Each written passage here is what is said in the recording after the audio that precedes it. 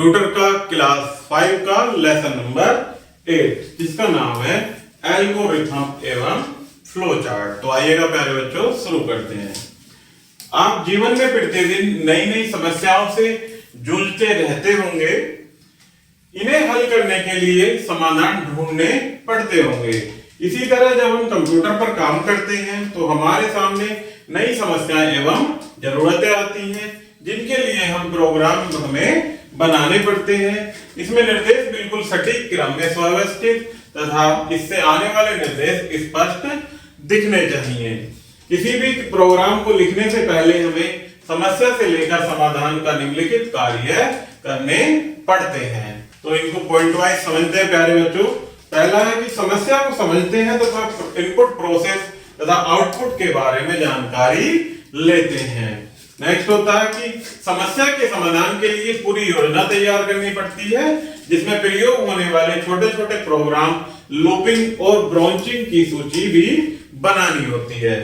Next है ये सूची बनाने के बाद निर्देशों को एक क्रम में व्यवस्थित किया जाता है। यहाँ पर एल्गोरिथम तैयार की जाती है। इसके बाद प्रोग्रामर अपनी क्षमता अनुसार भाषा का चयन करके प्रोग्राम को लिखना शुरू करता है। प्रोग्राम बनाने के बाद उसकी जांच की जाती है और उसे त्रुटि रहित किया जाता है। प्रोग्राम लिखना काफी कठिन प्रक्रिया है। इस प्रक्रिया को ठीक ठाक संपन्न करने के लिए कुछ यंत्रों का प्रयोग किया जाता है जो कि निम्न प्रकार है। पहला एल्गोरिथम, दूसरा फ्लो चार्ट। ये क्या होते हैं? प्रक्रिया को ठीक करने के लिए यंत्र। तो आइए इनको विस्तार से समझते हैं प्यारे बच्चों। पहला है एल्गोरिथम।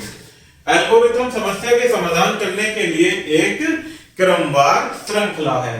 इसका कार्य एक निश्चित समय में परिणाम देना होता है। एल्गोरिथम कंप्यूटर प्रोग्राम नहीं होता है, इसे कंप्यूटर पर चलाया नहीं जा सकता है। उदाहरण से समझते हैं कि जब हम किन्हीं दो संख्याओं के योग के लिए एल्गोरिथम तैयार करना हो तो पहला पद हमें प्रारंभ यानी स्टार्ट करना होता है। दूसरा पद दो संख्या x तथा y को इनपुट करें। तीसरा पद दोनों संख्याओं को जोड़कर z में परिणाम संग्रहित करें। और फोर्थ पद होता है z को प्रिंट करें। पांचवा पद होता है समाप्त यानी स्टॉप। ये होती है हमारी एक एल्गोरिथम। नेक्स्ट होता है प्यारे बच्चों फ्लो चार्ट। एल्गोरिथम में हम किसी समस्या को हल करने के लिए अंग्रेजी शब्द का प्रयोग करते हैं, लेकिन समस्या के समाधान हेतु पदों को चित्रों के रूप में भी बनाया जा सकता है। सभी चित्र तीर वाली रेखाओं से प्रवाह में जुड़े होते हैं, इसीलिए इन्हें फ्लो चार्ट या प्रवाह चित्र कहते हैं। फ्लो चार्ट के लिए अलग अलग प्रकार के संकेतों का प्रयोग होता है। जैसे संकेत होते हैं प्यारा बच्चों, पहला होता है टर्मिनल बॉक्स। ये बॉक्स निर्देशों के प्रारंभ व अंत के सूचक हैं। ये आकृति में अंडाकार होते हैं इस प्रकार से। नेक्स्ट है फ्लो लाइन। इस रेखा का उपयोग डाटा व निर्देशों के प्रवाह की दिशा को दिखाने के लिए किया जाता है कि प्रवाह किधर है, इस साइड में है राइट में या लेफ्ट साइड में है। नेक्स्ट होता है इनपुट आउटपुट बॉक्स। इसको समांतर चतुर्भुज कहते हैं। इस प्रतीक का प्रयोग डाटा को इनपुट करने के लिए व आउटपुट को प्रदर्शित करने के लिए करते हैं। इस प्रकार का बॉक्स होता है। नेक्स्ट होता है प्यारे बच्चों प्रोसेसिंग बॉक्स। इस प्रतीक का प्रयोग डाटा की प्रक्रिया के लिए करते हैं। इस बॉक्स को आयत कहा जाता है यानी रेक्टेंगल। नेक्स्ट है निर्णय बॉक्स। इस बॉक्स को डायमंड बॉक्स भी कहते हैं। इस प्रतीक का प्रयोग निर्णय लेने के लिए किया जाता है, यस और नो के लिए। नेक्स्ट है समझते हैं प्यारे बच्चों ये सारी प्रक्रिया उदाहरण से।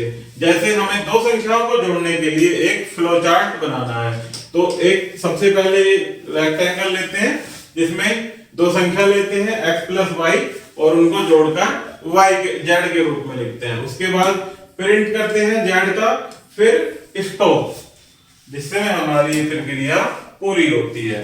उसके बाद करते हैं प्यारे बच्चों संयोजक यानी कनेक्टर्स।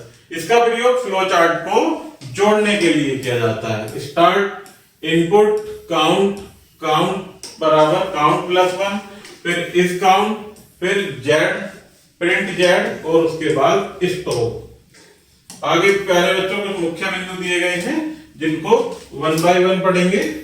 पहला है कि प्रोग्राम में निर्देश बिल्कुल सटीक क्रम में सुव्यवस्थित तथा स्पष्ट होने चाहिए। दूसरा, एल्गोरिथम समस्या को समाधान करने की क्रमवार श्रृंखला है। थर्ड होता है कि एल्गोरिथम में किसी समस्या को हल करने के लिए अंग्रेजी शब्द का प्रयोग करते हैं। नेक्स्ट है, टर्मिनल बॉक्स निर्देशों के प्रारंभ व अंत के सूचक हैं। नेक्स्ट होता है, फ्लो लाइन का उपयोग डाटा व निर्देशों के प्रवाह की दिशा दिखाने के लिए किया जाता है। इनपुट आउटपुट बॉक्स व आउटपुट को प्रदर्शित करने के लिए करते हैं। तो प्यारे बच्चों, इस प्रकार से हमारा ये लेसन यही समाप्त होता है। आई होप कि आपको यह वीडियो जरूर पसंद आई होगी। तो चैनल को सब्सक्राइब एंड वीडियो को लाइक करना न भूलें। धन्यवाद।